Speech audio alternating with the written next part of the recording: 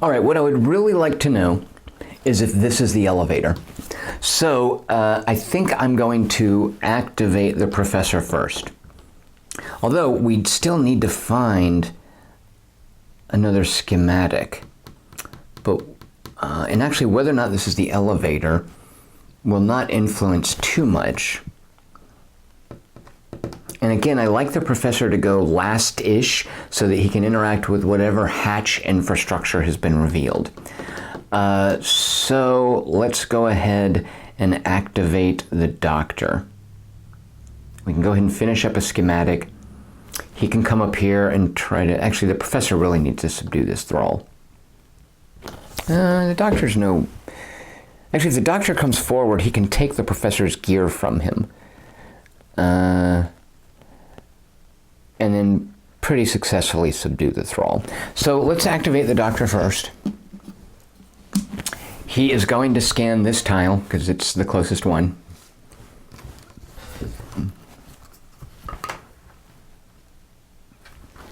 We then spawn back here. A sentinel. He's too slow to do any. Actually, does a sentinel move 1 or 2? They might move 2. They do move 2. All right. So I still think he's not going to be much of an issue. Can a sentinel go through a door? He cannot. No, actually. There are devices in some of the ships that let sentinels move through doors. There is no such device on this ship, so the sentinel's going to have to go around. I don't think he's going to be an issue for us. And then locally, a saucer man, a thrall, and a leech.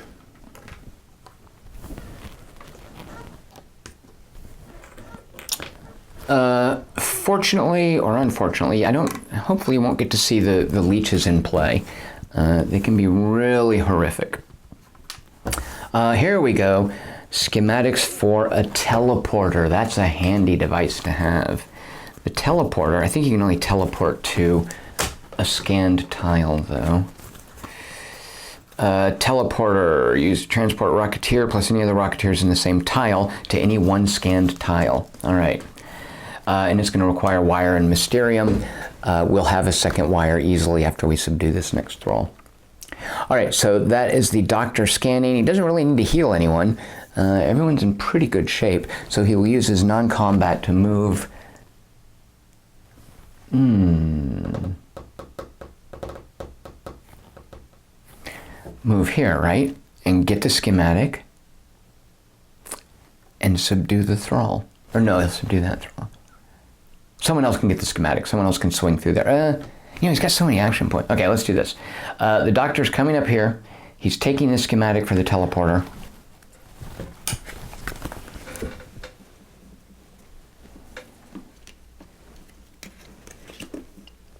It's almost worth it to put, let's see, no, the teleporter needs Mysterium, that needs Mysterium, all right.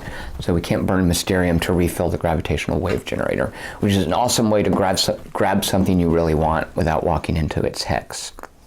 Now he will move again and then fire his atomic rifle. Do we care about that thrall? Not really. We want to try to rescue it. If we try to rescue it, we're just going to roll 4 dice and overkill would rescue it. Otherwise, we disable it. No point. So we're then going to move another action, or spend another action moving here, and then we will fire the atomic rifle at this leech. Because these spiders are not a big deal. They're going to be preoccupied with gathering. So we're going to fire at this leech. All right, here we go. 1 hit and 2 overkills. So the first hit kills the leech. The overkill for a leech is you can shoot at another leech. You can immediately attack another leech, which in the case of an atomic rifle in the same hex would only be rolling 2 dice against it. So I'm not... Oh, shoot a monkey. He doesn't have an atomic rifle. Ugh. Confusing the heavily armed professor with the all but unarmed doctor. All right, well, professor, then he didn't use that. Will he use, I guess he'll use his scalpel to try to attack the local leech. And he missed. All right, a lot of nothing. He's got this left over, but he can use that at any point, so he'll finish his turn. All right, let's see if we've got this elevator. Moment of truth here. Yeoman Hannah. So these tiles are all equidistant. She's going to scan this one. We think the elevator is here because the elevator is there. I'm pretty sure we've got this scenario. Spawning back here is a no effect. In the elevator, preventing us from using it. All right, here we go. A leader, a saucer man, and a thrall. And on the floor of the elevator are the plans for a neuronic hyperbolizer. Neuronic hyperbolizer. It's got to be how you pronounce it. And that, what does that do again? I think it lets you stun one alien anywhere. Neuronic hyperbolizer. Oh, stun all aliens in one scanned tile. I don't think it's possible this turn, but we'll be able to finish next turn. All right, so that was Yeoman Hannah scanning. She will use her non-combat action point to move forward. She will use her, actually before she does that, just because I actually don't want it doing anything, she will use a combat action to fire her atomic rifle at the leech. So 5 dice. That is 1 hit and 1 overkill. So there is the hit. There's the hit, and we will use the immediate overkill. We'll use the overkill to immediately attack another leech, which is just 5 dice again, and 1 hit, so kills the other leech. I'm happy with that. Again, those leeches are nasty. What happens with a leech is you roll 3 dice. Any overkill, which generally, statistically, it won't happen, but any overkill spawns a second leech, which immediately attacks. And then the second leech, any overkill there, spawns another leech. So it doesn't happen very often, but sometimes those leeches can pile up. And a group of 3 leeches like this, yikes, you don't want those around. Okay, so that was her first action. Her second action, use the non-combat just in case. Walk forward and shoot at...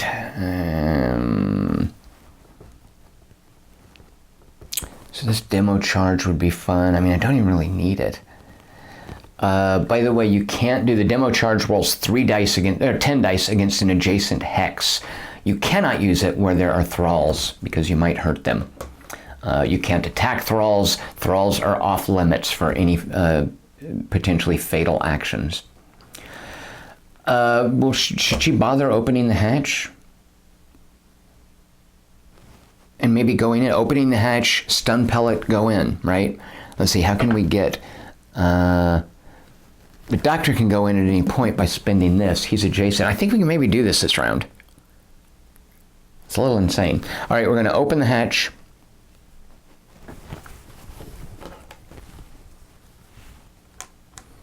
We are going to, let's see, I will still need to research 2 schematics. I have the stuff for it. I feel like I have the IQ rolls for it. If we get that to the professor, let's see, do you have anything you need to give the professor before we go? Maybe give him the drug so he can get juiced up if he really needs to. And then throw the stun pellet.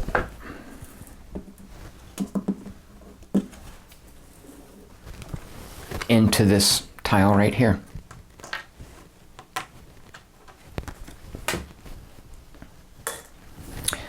And then use an oxygen to move into the tile. And we have now picked up the plans for the neuronic hyperbolizer.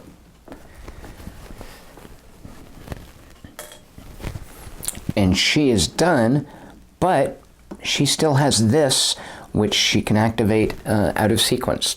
So if I can get everyone in the elevator, if I can rescue one more thrall and construct these two schematics, she could use this to press the elevator button and get us out of Dodge because everyone in the elevator is stunned. Or all the aliens in the elevator are stunned.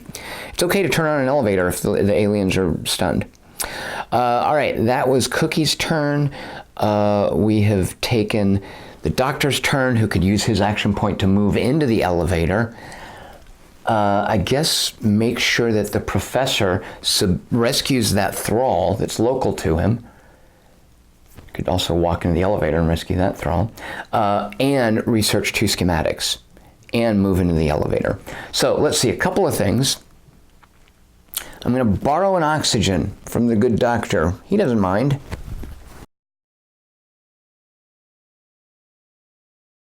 So I'm going to also take all of this, relieve the doctor of this stuff. And I am now going to, for my non-combat action, research I'll take the plans for the teleporter. Let's rescue the thrall first, because he might give us a special ability. Actually, the teleporter, we could just gather everyone and teleport one tile over.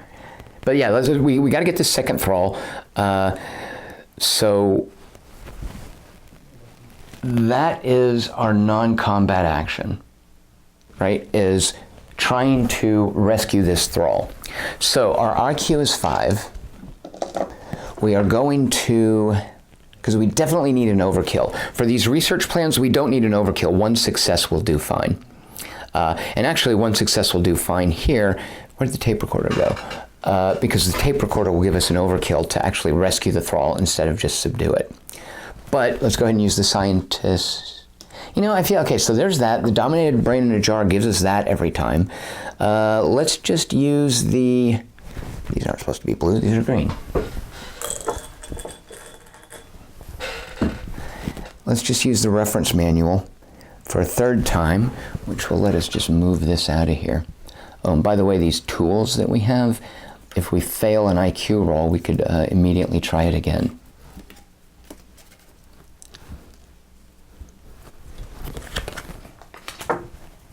All right, so we have 5. We have the dominated brain in a jar, the reference manual. That's going to get us one success, right? That's all we need. We're good. Okay, watch me fail this. No, you know, don't jinx it, Tom. There we go. So there's 1 hit, 2 hits. So I don't even need to use the tape recorded overkill. We rescue this thrall, which means we draw a card, and it is a bus driver who gives us 2 oxygen. Now you show up. Actually, everyone will breathe easier now. And I'm just going to put 2 oxygen in the professor's supply. All right, so we've rescued our 2 thralls. Let's go ahead now and try to research the teleporter. And then move forward and research the neuronic hyperbolizer, right? At which point we just have to get Riggs into the elevator.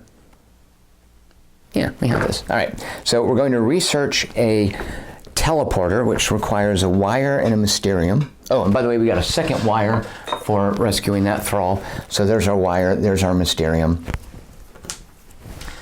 The IQ is 5 dice. Let's use the last scientist charge for a 6th dice.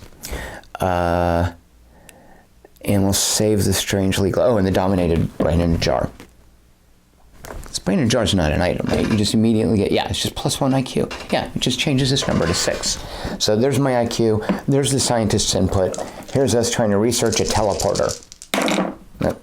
All right, we succeeded. We got, yeah, well, 1 success, that's fine. So it then gets 2 charges. 1 space, we'll move 1 space into the elevator.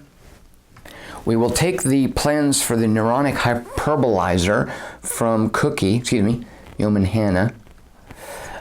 We will now spend an oxygen to research it, which is a wire and an alien blood. All this mysterium left over. No, just 1 mysterium left over.